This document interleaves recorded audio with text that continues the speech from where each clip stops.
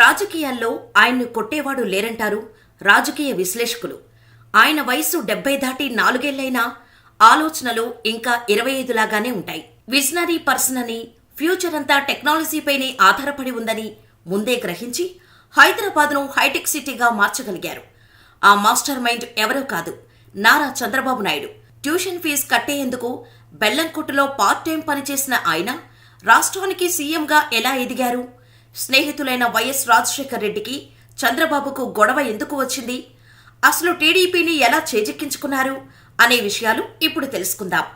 1950 April 20న Chittoor జిల్లాలోని నారావారిపల్లి అనే మారుమూల గ్రామంలో ఖర్చూర నాయుడు అమలమ్మ దంపతులకు జన్మించారు చంద్రబాబు. వీరిది వ్యవసాయ కుటుంబం. తమ గ్రామంలో పాఠశాల లేకపోవడంతో పక్కనే ఉన్న శేషాపురంలోని పాఠశాలకు రోజూ 5 కిలోమీటర్లు నడుచుకుంటూ వెళ్లేవారు. అలా 9వ తరగతి వరకు చదువుకున్నారు. అప్పుడే అలా తనతో పాటు ఉన్న స్నేహితులతో ఒక గ్రూపుగా ఏర్పడి పాఠశాలలో ఉండే సమస్యలపై పోరాటం మొదలుపెట్టారు. తర్వాత తిరుపతిలో 10th పూర్తి చేశారు. తర్వాత ఇంటర్లో సిఈసిలో అడ్మిషన్ తీసుకున్నారు. తిరుపతి హాస్టల్లో ఉండి చదువుకోవటానికి డబ్బులు సరిపోకపోవడంతో బెల్లంకొట్టులో పార్ట్ టైం ఉద్యోగం చేసేవారు. కానీ ఎగ్జామ్స్ టైంలో చంద్రబాబు తల్లికి బాగోలేకపోవడంతో ఇంటికి వెళ్లిపోయారు. అందువల్లే ఇంటర్ ఫస్ట్ ఇయర్ పరీక్షలు తప్పాడు చంద్రబాబు. తర్వాత సప్లిమెంటరీ రాసి పాస్ అయ్యారు. తర్వాత యూనివర్సిటీలో BA జాయిన్ అయ్యారు. అప్పుడే అక్కడి ఫ్రెండ్స్తో కలిసి యువజన సంఘాలు ఏర్పాటు చేసి సమస్యలపై పోరాడటం ప్రారంభించారు. 1973 చిత్తూరు జిల్లాలోని తిరుపతి సమీపంలో చంద్రగిరిలో యువజన కాంగ్రెస్ నాయకుడిగా ఆయన రాజకీయ ప్రస్థానం మొదలుపెట్టారు. ఆచార్య ఎన్జీ రంగా ఆర్థిక ఆలోచనలపై PhDని మధ్యలోనే విడిచిపెట్టి ఆయన రాజకీయాల్లోకి అడుగుపెట్టారు. 1978లో కాంగ్రెస్ పార్టీలో చేరారు. 28 ఏళ్ల వయసులో రాష్ట్రంలో అతి పిన్న వయసు కలిగిన ఎమ్మెల్యేగా, మంత్రిగా పేరు రికార్డు సాధించారు. అనంతరం 1980లో ఆయన టీడీపీ వ్యవస్థాపకులైన ఎన్టీఆర్ కుమార్తెను పెళ్లి చేసుకున్నారు. 1983 ఎన్నికల్లో చంద్రగిరి నియోజకవర్గం నుంచి టీడీపీ అభ్యర్థి వెంకట్రామనాయుడు మేడసాని చేతిలో 19,000 ఓట్ల తేడాతో ఆయన ఓడిపోయారు. అనంతరం ఆయన టీడీపీలో చేరారు. 1984లో చంద్రబాబు టీడీపీ జనరల్ సెక్రటరీగా నియమితులై పార్టీలో కీలక పాత్ర పోషించారు.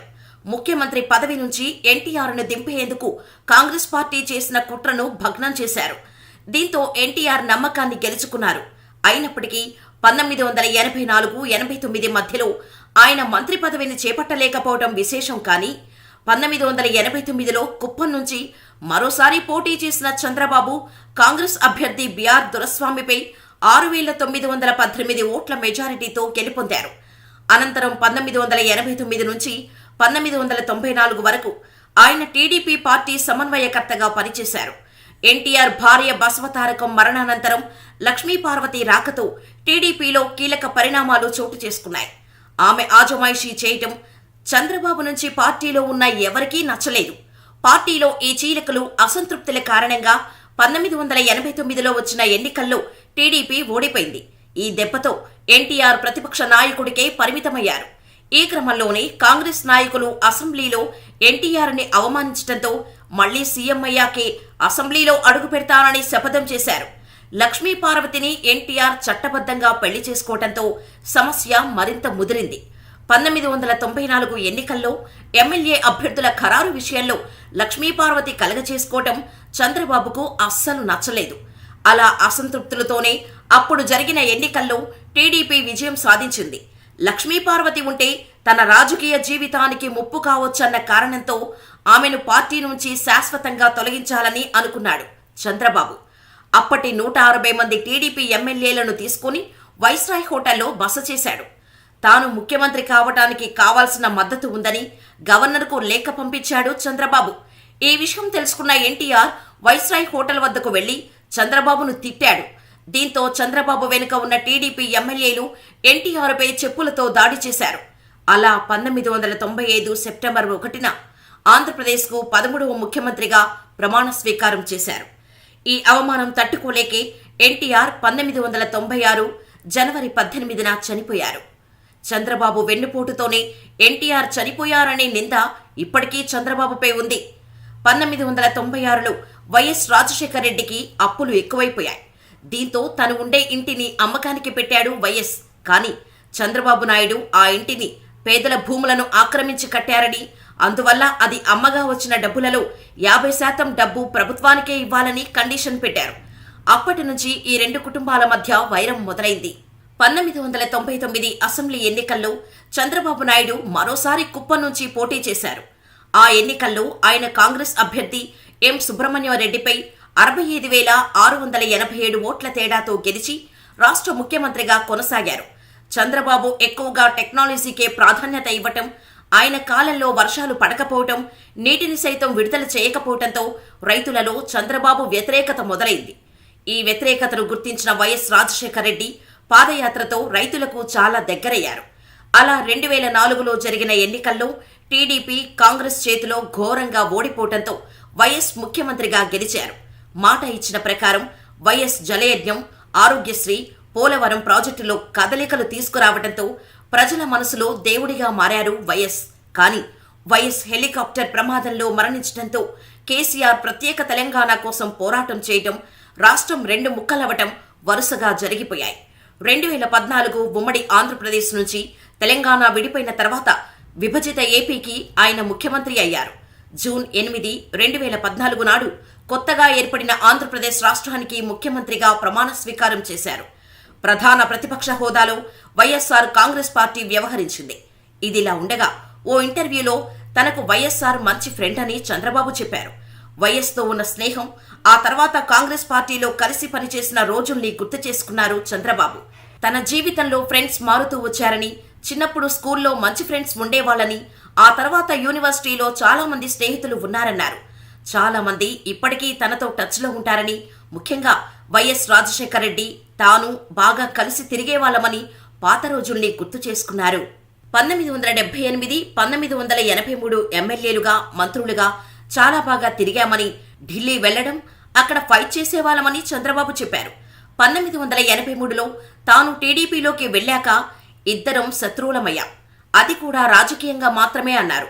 ఆ రోజు ఎమ్మెల్యేలుగా, మంత్రులు ఉండి ముఖ్యమంత్రులను దించేశామని, కొంతమందిని లాబియింగ్ చేసి ముఖ్యమంత్రిని చేయగలిగామని, ఆ రోజు ఉండే రాజకీయ పరిస్థితులతో అలా చేయాల్సి వచ్చిందన్నారు. ఒక్కోసారి స్నేహం చాలా బాగా ఉపయోగపడుతోందని, ఒక్కోసారి కొన్ని పరిస్థితుల వల్ల విభేదిస్తుంటామని, రాజకీయ విభేదం తప్ప వ్యక్తిగతంగా ఎప్పుడూ వెళ్లలేదన్నారు. 2019 అసెంబ్లీ, లోక్సభ ఎన్నికల్లో వైసీపీ ప్రభంజనం సృష్టించింది.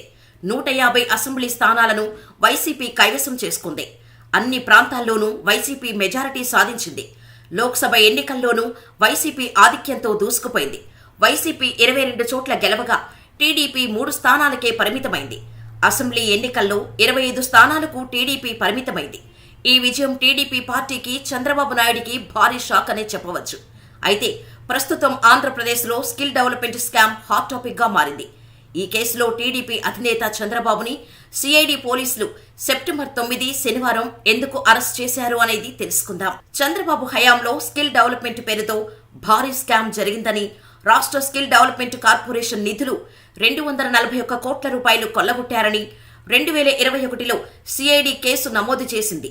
ఈ కేసులో అప్పటి ఏపీఎస్ఎస్డిసి ఎండి, సీఈఓ గంటా సుబ్బారావు, డైరెక్టర్గా వ్యవహరించిన రిటైర్డ్ ఐఏఎస్ అధికారి కె లక్ష్మీనారాయణ, ఎస్డీఈఐ కార్యదర్శికి ఓఎస్డీగా ఉన్న నిమ్మగడ్డ వెంకటకృష్ణ ప్రసాద్, ఇతర అధికారులు, సిమెన్స్, డిజైన్ టెక్, స్కిల్లర్, ఏఎస్సీ తదితర కంపెనీలకు చెందిన అప్పటి ఎండీలు, ఇతర ప్రతినిధులతో సహా మొత్తం 26 మందిపై సిఐడి ఎఫ్ఐఆర్ నమోదు చేసింది.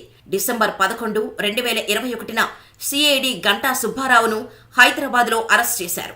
ఈ విచారణల అనంతరం 22 నెలల తర్వాత ఇప్పుడు అదే కేసులో చంద్రబాబును అరెస్ట్ చేశారు. 2014, 2019లో టీడీపీ ప్రభుత్వ హయాంలో రాష్ట్రంలో ఉన్న యూనివర్సిటీలు, ఇంజనీరింగ్ కాలేజీల్లో 40 చోట్ల స్కిల్ డెవలప్మెంట్ సెంటర్లు ఏర్పాటు చేశారని, అందుకోసం 3,611.05 కోట్ల రూపాయలతో సిమెన్స్, డిజైన్ టెక్ సంస్థలతో ఏపీఎస్ఎస్డిసి ఒప్పందం కుదుర్చుకుందని, సిమెన్స్, డిజైన్ టెక్ సంస్థ గ్రాంట్ ఇన్ ఎయిడ్ కింద 90% నిధులు, రాష్ట్ర ప్రభుత్వం 10% నిధులు సమకూర్చాల్సిందిగా 2017 జూన్ 30న జీవో 4ను టీడీపీ ప్రభుత్వం జారీ చేసి, జీవో 4కు విరుద్ధంగా ఒప్పందం చేసుకునేలా ఏపీఎస్ఎస్డిసి డైరెక్టర్గా ఉన్న రిటైర్డ్ ఐఏఎస్ అధికారి కె లక్ష్మీనారాయణ, ఎండీ సీఈఓగా ఉన్న గంటా సుబ్బారావు చక్రం తిప్పారని సిఐడి ఆరోపణలు చేస్తోంది.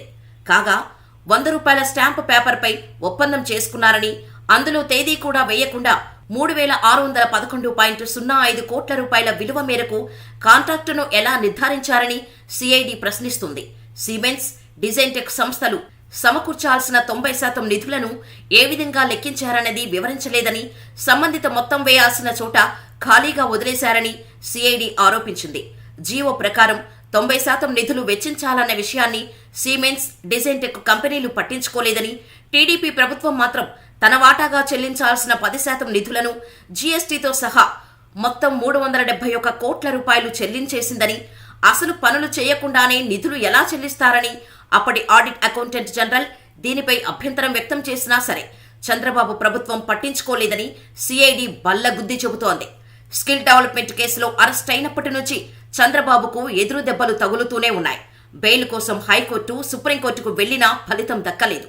దేశంలోనే కాస్ట్లీగా చెప్పుకునే సిద్ధార్థ లూథ్రాను లాయర్గా పెట్టుకున్నా చంద్రబాబుకి కలిసి రాలేదనే చెప్పుకోవాలి. ఇదే కేసులో ఇప్పుడు చంద్రబాబు కొడుకు అయిన లోకేష్ కు సైతం సిఐడి నోటీసులు అందజేయడంతో టీడీపీలో గుబులు పట్టుకుంది. మరి ఇప్పటికైనా చంద్రబాబుకు బెయిల్ వస్తుందా? సీఎం అయ్యాకే అసెంబ్లీలో అడుగు పెడతా అని చంద్రబాబు చేసిన శపథం నిజం చేసి రాబోయే రోజుల్లో టీడీపీ అధికారం చేపడుతుందా? జనసేన పొత్తుతో తిరిగి టీడీపీ పుంజుకుంటుందా అనేది వేచి చూడాల్సిందే. జనసేన బీజేపీతో కలవాలని టీడీపీని అడుగుతోంది.